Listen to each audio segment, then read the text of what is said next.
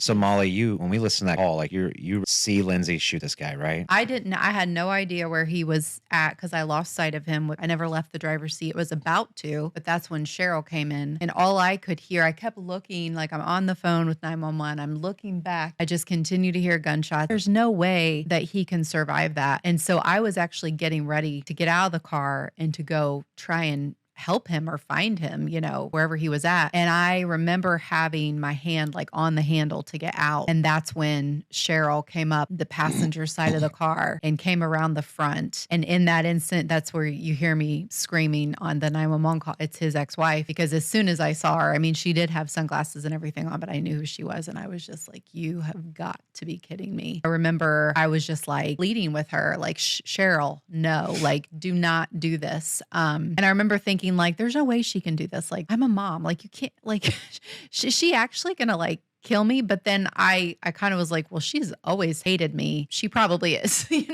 She looks pretty serious. Yeah. And she had her gun pointed. And I remember even at one point, like, I was pleading with her and she kind of was like just shaking her head. Yes. Like, this is it. Like, you're done. I thought he was dead on Grinnell Road. And I was like, okay, I'm going to die. Like, this is it, And then all of a sudden I remember she got to the left corner of my car. So she's up front. I can see her through the driver's, the front windshield. I remember just all of a sudden more gunshots started because they had kind of died down. And all of a sudden they start up again and she drops. So immediately I thought, the police are finally here. Thank God. And in that moment, a couple seconds later, I see Lindsay coming up the side of the car. And then I start, your brain is just trying to keep up with everything that's happening. I'm like, he shot her. He shot her. Is he shot too? Like, is she shooting back? I had no clue. You can't tell. Police shot her. Yeah. Like, and I thought Cheryl shot Lindsay, but she hadn't. And I was literally hysterical. Like,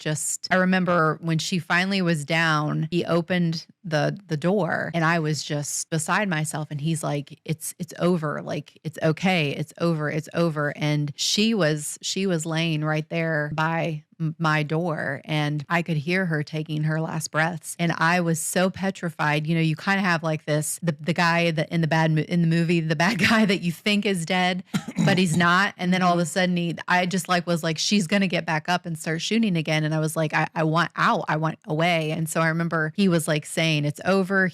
I remember he took the phone and kind of finished up the 911 call. And they're like, well, we want you to lay down your weapon. And he's like, I'll lay down my weapon when I see an officer in uniform. I will lay down my weapon right then, but I'm not going to do it until, because we didn't know. Are there more people now? Right. You just don't know.